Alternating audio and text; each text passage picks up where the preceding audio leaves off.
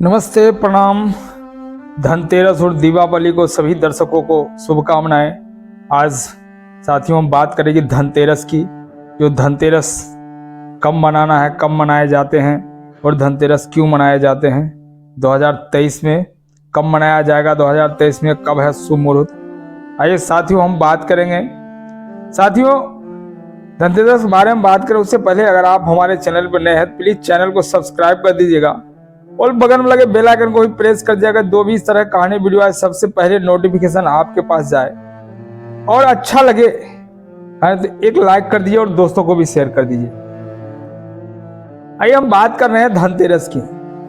धनतेरस जो कार्तिक मास के कृष्ण पक्ष के 13वें दिन आते हैं, जिसे 13वें दिन त्रयोदशी भी कहा जाता है और उस दिन धनतेरस का त्यौहार मनाया जाता है। और धनतेरस क्यों मनाते हैं उस दिन, इसके पीछे का भी कहानी है। तो दोस्त 2023 में देखेंगे धनतेरस कब है, धनतेरस दिन क्या क्या खरीदना चाहिए, क्या क्या नहीं खरीदना चाहिए। जैसे बहुत माताएं बहनें जो भी श्रद्धालु है, कोई बर्तन खरीदते हैं, कोई सोने चांदी के हार खरीदते हैं, कोई झाड़ू खरीदते हैं। और कब खरीदना है, 2023 में कब है धनतेरस, पूरे बाजार में देखेंगे गहमा गहमी है। इस साल साथियों 10/11/2023 दिन शुक्रवार को धनतेरस आ रहा है और धनतेरस है दिन शुक्रवार को 10 तारीख को, दिन शुक्रवार 2023 11वां महीना दोपहर 12:35 पे कहा जाता है। बहुत से पंडितों का मानना है कि 11:35 के बाद 13वीं तिथि लागू हो जाती है और तब से धनतेरस की शुरुआत हो जाती है। और उसके बाद ही आप अगर किसी भी वस्तु खरीदते हैं तो ये शुभ है और ये शुभ समय से चलेगी। अगले दिन यानी 11 तारीख को, 11 तारीख दिन शनिवार है, 11 तारीख 11वां महीना 2023 1:57 तक अगर जिस दर्शक या जिस बंधु ने 10 तारीख को कुछ नहीं खरीद पाए वो 11 तारीख को भी खरीद सकते हैं, लेकिन 1:57 से पहले 1:57 से पहले खरीदें। और कहा जाता है कि भगवान धनवंतरी जो हमारे जिसके नाम से धनतेरस है, कहा जाता है कि उस दिन उसको कार्तिक मास के त्रयोदशी को उनका जन्म हुआ था और उस दिन वो फिर सोने के कटोरे लेकर घूमते हैं और हर भक्त को यही मन से मनोकामना करते हैं कि भगवान कहते हैं कि हर आदमी धनवान हो, हमारा जितना भी भक्त हो सब धन्यवान हो। और इस दिन जो हमारे धन्वंतरी महाराज है वो कहा जाता है कि विष्णु जी का स्वरूप है, विष्णु जी का एक रूप है जो धन्वंतरी महाराज है। और ये कहा जाता है ये और माता लक्ष्मी दोनों घूमते हैं धनतेरस के दिन। अगर आप धनतेरस के दिन कोई पीतल का सामान खरीदते हैं ये आपके लिए शुभ है, तांबे का सामान खरीदते हैं ये आपके शुभ है, सोने चांदी का गहने ये सब खरीदते हैं ये आपके लिए शुभ है। लेकिन धनतेरस के दिन भूल कर भी लोहे की वस्तु न लाएं। लोहे की कोई भी कढ़ाई हो, किसी भी प्रकार के लोहे से जुड़ी सामग्री हो वो अपने ना लाएं, क्योंकि उसको लाने से राहु और केतु का आगमन होता है। और राहु केतु जिस घर में आएगा, कहा जाता है कि भगवान धनवंतरी माता लक्ष्मी और राहु केतु का दोनों के बीच 36 का आंकड़ा है। जहां राहु केतु का प्रवेश हो जाता है उस घर में कभी भगवान धनवंतरी और माता लक्ष्मी कभी नहीं जाते हैं। इसलिए माता लक्ष्मी और भगवान धनवंतरी को अगर घर में बुलाना है तो प्लीज किसी भी लोहे का वस्तु ना खरीदें, प्लास्टिक के झाड़ू ना खरीदें। अगर झाड़ू खरीदना है तो फूल के झाड़ू खरीदें, नारियल के झाड़ू खरीदें और इस दिन झाड़ू का दान भी करें। धनतेरस के दिन झाड़ू का दान करने से बहुत ही पुण्य होता है, बहुत धन की प्राप्ति होती है। कहा जाता है कि धनतेरस के दिन जो भी धन खरीदता है उस धन में 13 गुना की वृद्धि होती है। आप जो भी धन खरीदते हैं उसमें 13 गुना की वृद्धि होती है। इसलिए धनतेरस के दिन यथाशक्ति तथा भक्ति, अगर आपके पास जो भी हो, ना हो भी तो छोटे से एक कप खरीदे, उससे भी ना हो तो एक मिट्टी का दिया खरीदे। बोलते हैं धनतेरस में घर के अंदर 13 दिया और घर के बाहर 13 दिया जलाने से जो दुष्टा होती है उसका सर्वनाश होती है और हमारे माता लक्ष्मी का आगमन होता है। भगवान धन्वंतरी खुद इससे आते हैं। कहा जाता है धनतेरस के दिन नमक जरूर लें।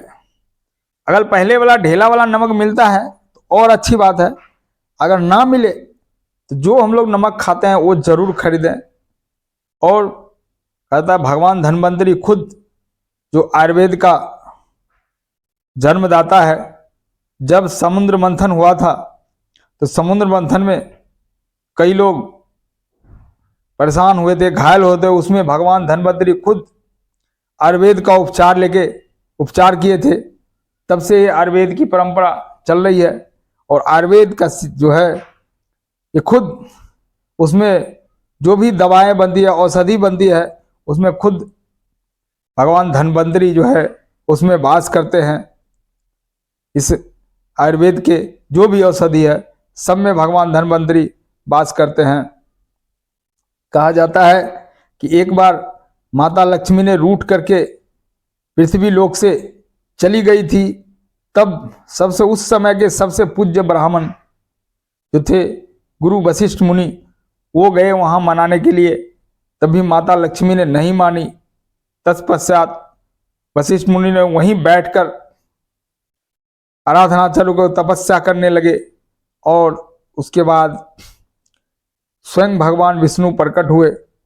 विष्णु भगवान बोले क्या चाहिए? बोला हमारे यहाँ से माता लक्ष्मी पृथ्वी लोक से चली आई। उसके बाद से हम लोग परेशान हैं पृथ्वी पर, हमारे कई कुटिया को भी तोड़ दिया गया, इसलिए माता लक्ष्मी को पृथ्वी लोक में आना एकदम जरूरी है। भगवान विष्णु के कहने के बाद भी माता लक्ष्मी पृथ्वी लोक में आने के, इस मानव लोक में आने के तैयार नहीं हुई। तत्पश्चात देवताओं के गुरु बृहस्पति ने, देवताओं के गुरु जो बृहस्पति है, उस श्री यंत्र की कामना से जो उन्होंने पूरी पाठ की। और यह कार्तिक मास से जो त्रयोदशी है, ये धनतेरस जो जिसको बोलते हैं हम लोग, कृष्ण पक्ष के त्रयोदशी को श्री यंत्र की मंत्र की कथा की और बहुत ही उसके उच्चारण से बहुत ही माता लक्ष्मी बहुत ही पूजा पाठ किया। उसके बाद माता लक्ष्मी का आगमन हुआ और माता लक्ष्मी फिर आई और माता लक्ष्मी कहने लगी मैं यहाँ नहीं आता, लेकिन श्री यंत्र जो है, श्री यंत्र में मेरा आत्मा है। और बृहस्पति जी ने हमको बुलाने का इतना प्रयास किया, इसलिए मुझे यहाँ आना पड़ा और हम मानव लोक में रहेंगे। ऐसे कई भी कहानियां हैं कि अगर धनतेरस में कुछ न हो तो साबुत धनिया जो है वो जरूर खरीद कर लाएं। और कई जगह गमले या कुछ है बाहर, वहां पे रखें। जो साबुत धनिया लाने से माता लक्ष्मी बहुत खुश होती है। साबुत धनिये से एक बार कहा जाता है कि भगवान विष्णु और माता लक्ष्मी दोनों बातें कर रहे थे। इतने माता लक्ष्मी कहते हैं कि हम भी जाएंगे मानव लोक में, जिद करने लगती है। फिर विष्णु भगवान और माता लक्ष्मी दोनों मानव लोक में आ जाते हैं। जब आते हैं पृथ्वी पे तो भगवान विष्णु कहते हैं ठीक है मैं जा रहा हूं दक्षिण दिशा में, फिर आता हूं, जब तक मैं ना आऊं आप यहीं रहिए। बोले ठीक है। भगवान विष्णु चले जाते हैं दक्षिण दिशा में। तब माता लक्ष्मी ने सोची कि मैं भी ना क्यों इधर उधर थोड़ा देखूं कैसा है पृथ्वी लोक, मानव लोक। तत्पश्चात जाते हैं सरसों के खेत में और वहां देखें फूल देख करके बहुत खुश हो जाते हैं माता लक्ष्मी। तब उसने वही फूल तोड़कर अपना श्रृंगार कर लेते हैं, बालों में लगाते हैं सरसों के फूल। उसको आगे बढ़ते हैं तो देखते हैं ईख का खेत है, तो ईख तोड़ लेते हैं और उसके बाद खाने लगते हैं। जब ईख खाते रहते हैं तो उधर से भगवान विष्णु आते हैं और कहते हैं ये क्या किया आपने, हमने तो आपको बोला वहीं खड़ा रहने के लिए, फिर आपने क्यों आ गया। इतने में विष्णु भगवान गुस्सा हो जाते हैं और उन्हें श्राप दे देते हैं कि आपने किसान के फसल को नुकसान किया है और इसीलिए आपको 12 साल तक वो किसान के पास रहना पड़ेगा। तत्पश्चात माता लक्ष्मी उस गरीब किसान के घर आती है और गरीब के किसान के घर एक नौकरानी बनकर माता लक्ष्मी रहते हैं। और धीरे धीरे धीरे जब वो माता लक्ष्मी उस किसान के घर रहते हैं तो घर का सारा काम काज करते हैं और वो घर के जो मालकिन थी माता लक्ष्मी को डांटती भी है। लेकिन एक समय ऐसा आता है जब उनका 12 साल पूर जाता है तब विष्णु भगवान खुद उनको लेने के लिए आते हैं। उसके बाद जब कहते हैं चलने के लिए तो वहाँ जो घर वाले हैं, जो उनका मालकिन थी जो किसान के, वो उसको जाने नहीं देते हैं और कहते हैं हमसे बहुत बड़ा भूल हो गया, मैं पहचानने में बहुत देर कर दिया, इसलिए हे माता लक्ष्मी आप मत जाइए, आप यहीं रहिए। तब विष्णु भगवान कहते हैं नहीं, ये तो यहाँ रह ही नहीं सकते हैं क्योंकि इनको घूमना फिरना पड़ता है, ये कहीं एक जगह नहीं रह सकती, यही इनका सिद्धांत रहता है। आपके यहाँ तो बहुत दिन रह गए, इतना कहीं नहीं रह पाते हैं, अब इनको जाना होगा। तो मकान मालकिन कहती है नहीं, हम इनको जाने नहीं देंगे। तत्पश्चात माता लक्ष्मी कहते हैं ठीक है, आज दिवाली के दिन है, आज हमारे एक मूर्ति को आप स्थापना कीजिए और मन कर्म वचन से इसका पूजा कीजिए और मैं इसी में वास करूंगी, लेकिन मैं आपके सामने नहीं रहूंगी, हम इसी में रहेंगे। बोले ठीक है। तब वहाँ माता लक्ष्मी जी को पूजा अर्चना की गई, उनका मूर्ति स्थापना की गई। तब माता लक्ष्मी ने उसमें रहे और तब वो मकान मालकिन ने बोला ठीक है अब आप जाइए। जय माता लक्ष्मी। ये कहानी कैसी लगी कमेंट्स कर जरूर बताइएगा। माता लक्ष्मी सबको धन से घर भर दे।